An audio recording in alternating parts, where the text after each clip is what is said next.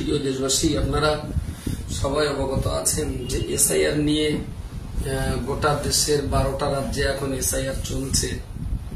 পশ্চিম বাংলাদেশ শুরু হয়েছে এবং এই বিষয়ে বিভিন্ন জনের বক্তব্য আমরা শুনছি এবং প্রত্যেকটা ব্যক্তির বক্তব্যের ভিতরে কিছু না কিছু যুক্তি আছে। নিঃসন্দেহে সেটা কল্যাণকর, দেশের জন্য ভালো।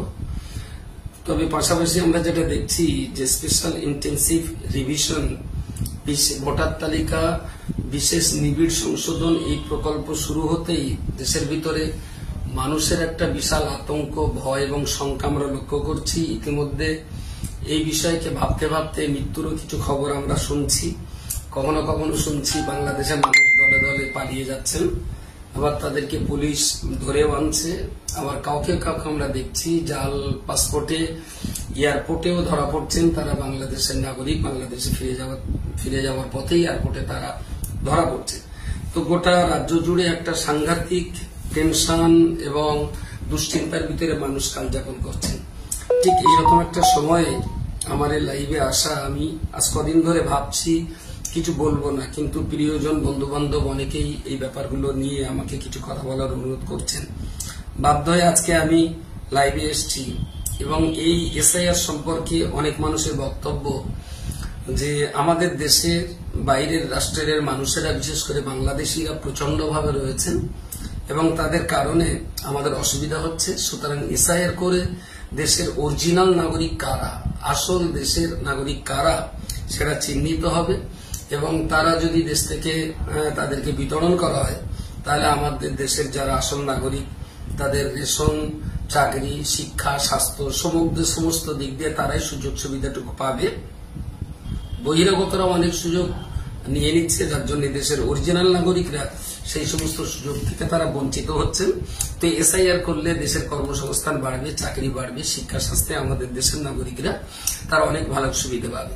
এবং এই ব্যাপারটাকে কেন্দ্র করে অনেকেই বলতে শোনা যাচ্ছে যে বাংলাদেশি এবং রোহিঙ্গা মুসলিম যারা এদেশে আছে তাদেরকে তাড়িয়ে দিলেই পরে এদেশের বাকি নাগরিকরা তারা সুস্থ এবং সবলভাবে স্বাভাবিক জীবনযাত্রায় অনেক উন্নয়নমূলকভাবে, স্বাভাবিকভাবে অনেক উন্নতির সঙ্গে তারা কালযাপন করতে পারবে।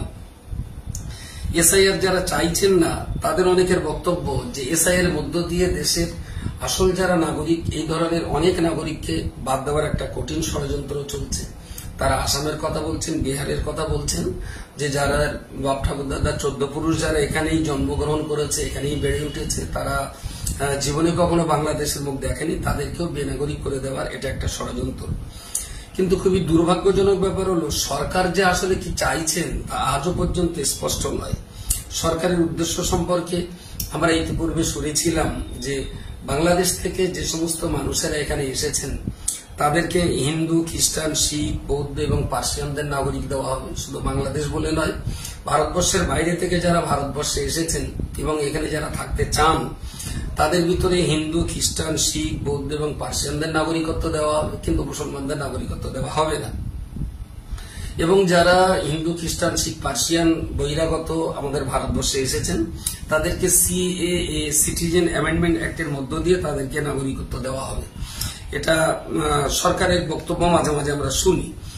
আসলে এই সরকার যে কি করতে চাইছে তা স্পষ্ট এখনো আমাদের কাছে অনেক ব্যাপারই স্পষ্ট কিছু এখনো নয়। আসলে কি করা হবে তা এখনো পরিষ্কার পরিচ্ছন্নভাবে দেশের নাগরিক জানতে পারিনি।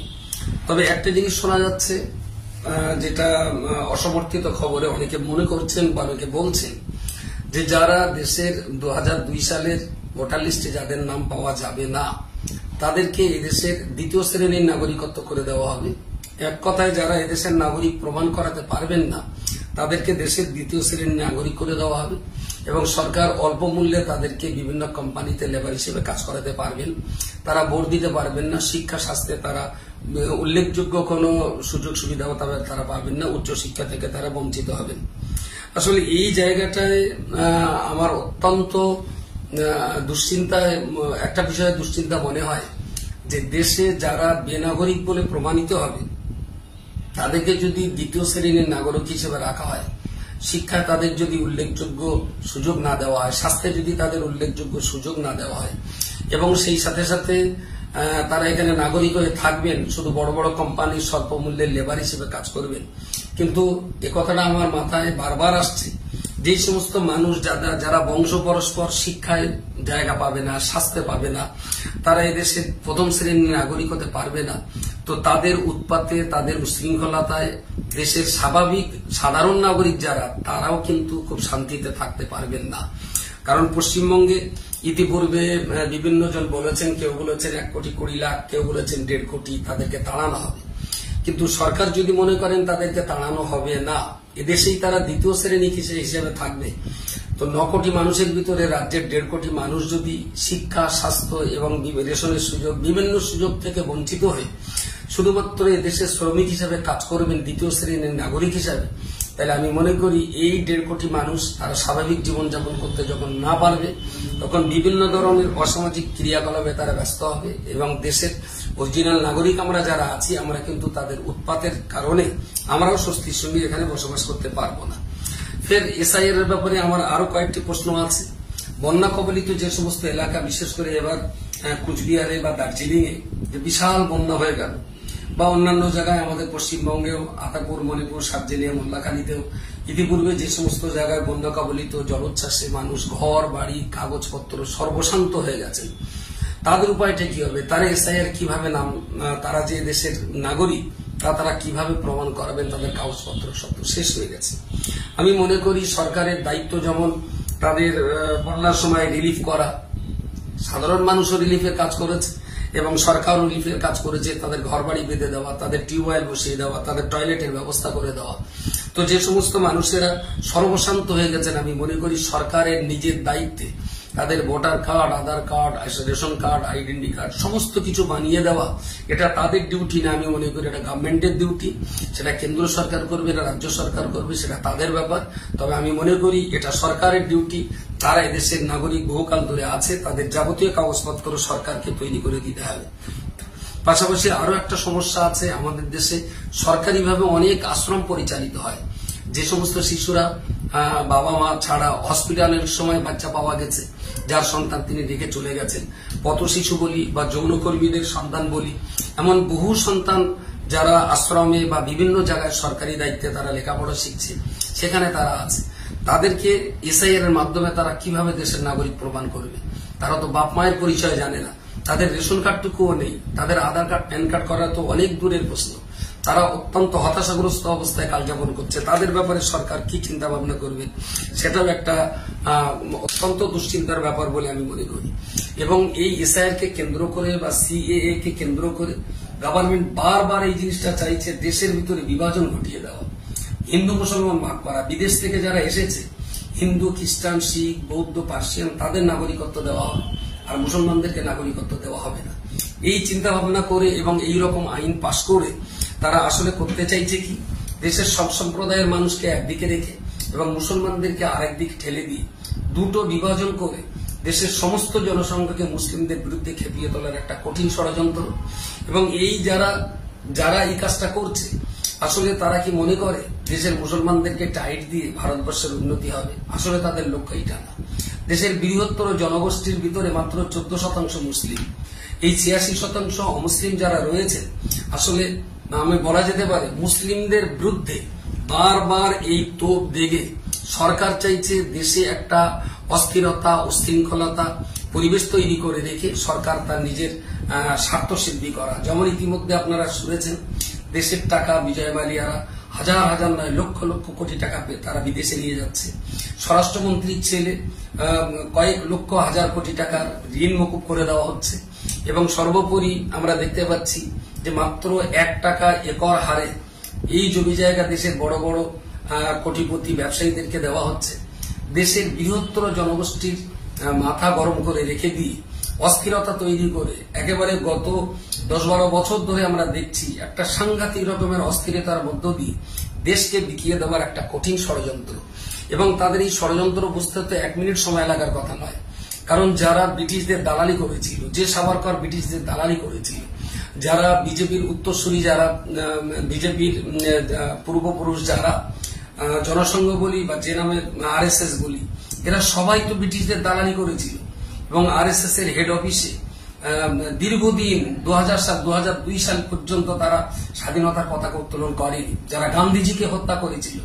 আপনি একটা কথা কি ভাবতে পারবেন না, যে গান্ধীজির ছবি টাকায় দেওয়া হচ্ছে, আবার সেই গান্ধীজিকে যারা হত্যা করেছিল নাথুরাম গডসে, তার মন্দির তৈরি করে তাকে পূজাও করা হচ্ছে। কোথায় বাস করছি আমরা? গান্ধীজিকে আমরা জাতির জনক বলি, তিনি দেশ নেতা ছিলেন, জাতির জনক ছিলেন, তাকে যারা হত্যা করেছে তারাই কিন্তু এখন দেশ চালাচ্ছে। সুতরাং এরা যে ব্রিটিশদের দালালি করবে না, এরা যে দেশের উন্নতি ঘটাবে, এটা কখনোই কোনো মতে বিশ্বাস করা যায় না। আমি দেশের আপামর জনসাধারণের কাছে খুব বিনয়ের সঙ্গে অনুরোধ করে বলবো যে হিন্দু মুসলমানের চোখে না দেখে মানবতার দৃষ্টিতে একবার তাকিয়ে দেখুন। যারা 30-40 বছর আগে সে বাংলাদেশ থেকে আসুক আর যেখান থেকে আসুক, ওরা যখন এসেছিল কেন তাদেরকে বর্ডারে আটকে দিয়ে ফেরত পাঠানো হয়নি? কেন তাদেরকে আসতে দেওয়া হলো? তারা এই দেশে আসলেন, রেশন কার্ড বানালেন, আধার কার্ড বানালেন, ভোটার কার্ড বানালেন, পাসপোর্ট তৈরি হলো, তারা জমি জায়গা কিনলো, তারা লেখাপড়া সেখানে চাকরি বাকরি করছেন, তাদের ছেলেমেয়েরা অনেক ভালো পড়াশোনা করছেন। জীবনের একটা দীর্ঘ সময় এই ভারতবর্ষে থাকার পর আজকে যদি তাদেরকে বিদেশে তাড়িয়ে দেওয়া হয়, আজকে তাদের ঘর বাড়ি জমি জায়গা চাকরি বাকরি সমস্ত কিছুকে নিঃস্ব করে দিয়ে যদি বিদেশে তাড়িয়ে দেওয়া হয়, কোথায় তাড়িয়ে দেওয়া হবে? কোন দেশ তাদেরকে নেবে? সেটা কি স্পষ্ট হয়েছে? বাংলাদেশ থেকে যদি এসে থাকে তাহলে তাদেরকে বাংলাদেশ কি তাদেরকে ফেরত নেবে? সরকার কেন তাদের সঙ্গে আলোচনা করে ফেরতের ব্যবস্থা করছেন না? হ্যাঁ, বাংলাদেশ যদি তাদের ফেরত নেয়, সসম্মানে তাদেরকে ফেরত দেওয়া হোক, এবং তারাও মানুষ, এটা বারবার মনে রাখতে হবে। আমাদের রাস্তার ধারে একটা বাচ্চা শিশু 3 দিন 3 মিনিটের বয়সের শিশু যদি পড়ে থাকে, নিশ্চয়ই কেউ না কেউ তাকে কোলে করে হসপিটালাইজ করলে সেখান থেকে তাকে আশ্রমে পাঠানো হয়। এমন একটা শিশুর প্রতি যে ভারতবর্ষ এত দয়া দেখায়, এত মায়া দেখায়, দেশের 1 থেকে 1.5 কোটি মানুষ যদি বেনাগরিক হয়ে যায়, তাদেরকে তাড়িয়ে দেওয়া কেন হবে? তাদেরকে দেশের মাটিতে রেখে দেওয়া হোক, তাদেরকে উপযুক্তভাবে তাদের কর্মসংস্থানের ব্যবস্থা করে দেওয়া হোক। চীনের মতো করে তারা যদি অনেক কিছু উৎপাদন করতে পারে, তাহলে সেখানে দেশের সরকারও দেশ ট্যাক্স পাবে, তারাও রুটি রুজি করে খেতে পারবে। আমি মনে করি দেশে যত রকমের সম্পদ আছে, সব সম্পদের সেরা সম্পদ হলো মানব সম্পদ। সুতরাং এই মানব সম্পদগুলোকে ভারতবর্ষে রেখে দিই, তাদেরকে উপযুক্ত জায়গায় যদি আমরা ব্যবহার করতে পারতাম, তাদের জীবনযাপনও সুন্দর হতো, দেশও আমার এগিয়ে যেত। এবারে যদি বলা হয় যে না, তাদের তাড়িয়ে দেওয়া যাবে না, তাদের রেখে দেওয়া হবে দ্বিতীয় শ্রেণীর নাগরিক হিসাবে, তাহলে আমরা যারা দেশের অরিজিনাল নাগরিক, আমরা সুখ স্বাচ্ছন্দ্যে কাল যাপন করব, আর দেশের দ্বিতীয় শ্রেণীর নাগরিক যারা, তারা অত্যন্ত দুঃখ কষ্টের সঙ্গে কাল যাপন করবে। তাহলে মনে রাখুন, এই 1.5 কোটি মানুষের সঙ্গে তারা যারা অত্যন্ত দুঃখ যাতনা বেদনা নিয়ে যারা বসবাস করবে, তারা কিন্তু দীর্ঘদিন এই সহ্য করবে না, একদিন তারা কিন্তু বিদ্রোহ করবে। এবং তারা বিদ্রোহ করার কারণে আমরা যারা নিজেদেরকে অরিজিনাল নাগরিক বলে বিবেচনা করছি, তাদের উৎপাতের কারণে, তাদের অসামাজিক কার্যকলাপের কারণে আমরাও কিন্তু স্বস্তিতে বসবাস করতে পারবো না। সেই জন্য আমার মনে হয় এক্ষুনি আগে সরকারের সুনির্দিষ্ট হওয়া উচিত, সরকারের বার্তা স্পষ্ট হওয়া উচিত, তাদেরকে দেশে রাখা হবে না বিদেশে পাঠানো হবে। যদি তাদেরকে বিদেশে পাঠিয়ে দেওয়া হয় সসম্মানে, আমার মত আছে। তাদের যদি এদেশে রাখা হয় দ্বিতীয় শ্রেণীর নাগরিক হিসাবে, এতে আমি খানিকটা আমার দ্বিমত রয়েছে। কারণ একই সঙ্গে প্রথম শ্রেণীর নাগরিক বসবাস করবে, আমার পাশেই থাকবে দ্বিতীয় শ্রেণীর নাগরিক, তারা কিন্তু আমাকে স্বস্তির সঙ্গে এখানে বসবাস করতে দেবে না।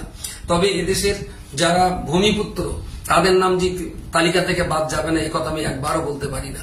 কারণ বিহারের অনেক ভূমিপুত্রদের নাম বাদ গেছে, আসামের অনেক ভূমিপুত্র তাদের নামও বাদ গেছে, পশ্চিমবাংলার অনেক ভূমিপুত্র যারা 14 গোষ্ঠী এখানে বসবাস করছেন, তাদের নাম এখানে বাদ যাবে না, একথা বলা যাবে না, যেতে পারে। তো আমি অনুরোধ করব দেশের জনগণের কাছে যে অন্তত মানবিক দৃষ্টিভঙ্গি নিয়ে একবার মূল্যায়ন করা হোক। হিন্দু এখান থেকে চলে যাবে না, মুসলমান চলে যাবে, হিন্দু থাকবে না মুসলমান থাকবে, এই বিচার বিবেচনা না করে মানবিক চোখে, মানবের দৃষ্টিতে একবার তাকিয়ে দেবে।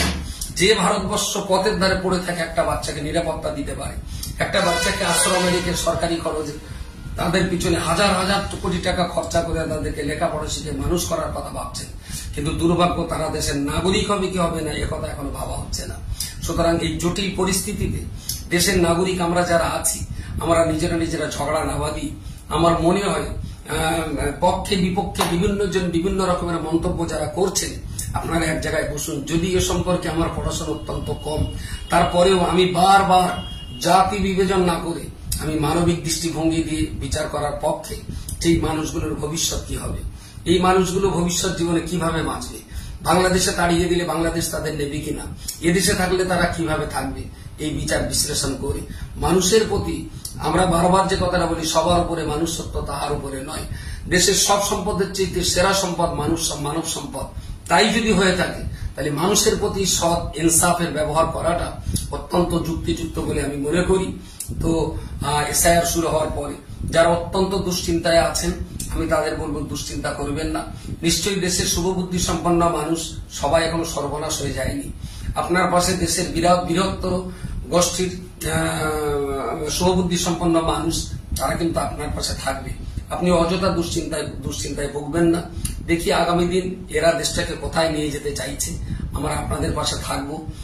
হিন্দু মুসলমানের চোখে না দেখে মানুষের চোখে দেখলে আমার মনে হয় ব্যাপারটা ভালো হবে। এবং মানুষের প্রতি মানুষের যদি ইহসান না থাকে, মানুষের যদি মানুষের কল্যাণে আমি নিজেকে নিয়োজিত করতে না পারি, তাহলে এর চেয়ে বড় দুঃখজনক আর কিছু হতে পারে না। আমি পাশাপাশি এটাও বলবো, দেশের যত শিক্ষিত সমাজ রয়েছেন, যখন বাড়িতে বাড়িতে বিএলআরও যারা যাবেন, বুথ লেভেল অফিসার যারা আছেন, তারা যখন যাবেন, এখানে সব রাজনৈতিক দলের মানুষ সঙ্গে থাকতে হবে, সব ধর্মের মানুষ তাদের সঙ্গে থাকতে হবে। অনেক বৃদ্ধ মানুষ রয়েছেন, অনেক অসহায় মানুষ রয়েছেন, যাদের ছেলেপিলেরা গুজরাট, দিল্লি, বোম্বে, রাজস্থান, হরিয়ানাতে কর্মে নিয়োজিত। তাদের বাড়িতে যখন অফিসার যাবেন, তারা হয়তো সব কথা গুছিয়ে বলতে পারবেন না। সেই জন্য সকল রাজনৈতিক দলের প্রতিনিধি বিএলওর সঙ্গে থাকাটা জরুরি, এবং সকল ধর্মের মানুষও তাদের সঙ্গে থাকা জরুরি। ধর্মের হিংসাত্মক কারণে কেউ যাতে বাদ না যায়, রাজনৈতিক হিংসার কারণে কেউ যাতে বাদ না যায়, সেদিকটা লক্ষ্য রেখে কাজগুলো করতে হবে। বিশেষত অল ইন্ডিয়া সুন্নাতুল জামাতের ব্লক কমিটি, অঞ্চল কমিটি এবং গ্রাম কমিটিতে যারা কর্মী হিসাবে আছেন, তাদের বলবো আপনার গ্রামের মানুষের সাহস দিন। কারণ এই দুশ্চিন্তায় বহু মানুষ আক্রান্ত হয়ে যাচ্ছেন, অনেক হার্ট অ্যাটাক করছেন, অনেকের মৃত্যুর খবর পাচ্ছি। তো আপনারা তাদের পাশে থাকবেন, তাদের কাগজপত্র চেক আপ করুন, তাদের কোনো কিছু অভাব থাকলে সেগুলোকে মিটিয়ে দেওয়ার চেষ্টা করুন। প্রয়োজনে তাদের কাগজপত্র নিজেরা গাঁঠির টাকা দিয়ে সংশোধন করে এই অসহায় গরিব দুশ্চিন্তাগ্রস্ত মানুষের পাশে থাকার জন্য দেশের আপামর জনসাধারণের কাছে আমি আবেদন করছি, শিক্ষিত সমাজের কাছে আবেদন করছি, রাজনৈতিক নেতৃত্ব কর্মীদের কাছে আমি আবেদন করছি, যেন এই অসহায় মানুষগুলো দুশ্চিন্তা আমরা দূর করতে পারি, তাদের পাশে থাকতে পারি।